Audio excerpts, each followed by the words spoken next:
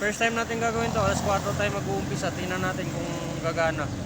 Kasi kung umaga ako mag-uumpisa, wala rin eh. Patay oras eh. Try natin ng ganitong oras hanggang alas 8.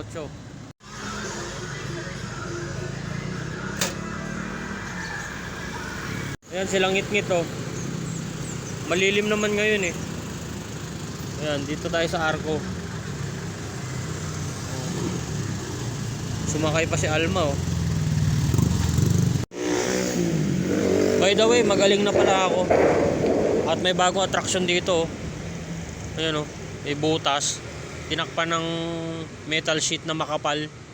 Yung ginagawa sa barko.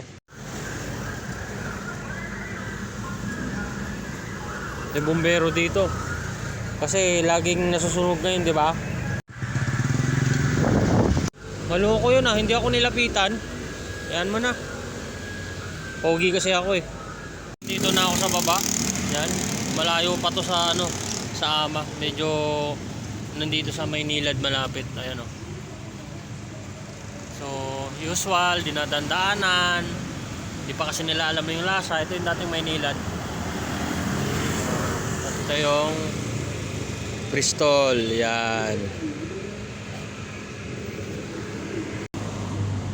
Siyempre, sa una, dadandaanan ka lang. Hindi ka mapapansin. Hanggang sa ma-discover nila na masarap ka pala. Kaya, tuloy lang. Actually, pang 2 weeks ko pa lang na pagtitinda eh. Kaya, hindi naman natin mamamalayan yan. Tatagal tayo sa larangan ng pagtitinda dahil dati naman tayong vendor. Kaya, let's go.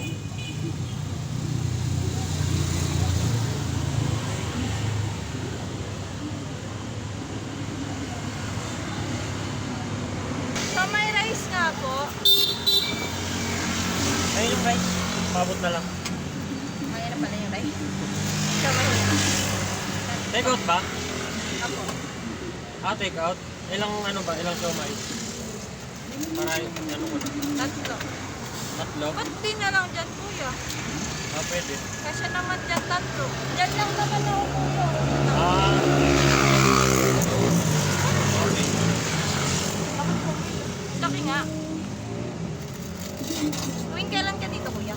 Pangatlong araw ko ngayon. Tuwing gabi ka lang, kuya? Mga 5. Ikaw na lang po magtimpla. Mabalik na kayo, kuya. Ba't umalis ka agad, kuya? Nauubos. Kaya malalaki. Puro take out kasi yung mga rider. Kabisado na nila. Bukas may tarpaulin na yan. Aray, may gago na huligan. Saan ba kayo nag-work? Work? Diyan? Di po kami nag-work. Diyan po ako nakatira. Ay, diyan po. Sorry. Maraming salamat. Uwi na ako. Nakaubos na naman. Thank you talaga Lord sa napakagandang opportunity na binigay niyo sa akin. Hanggang sa muli. Paalam.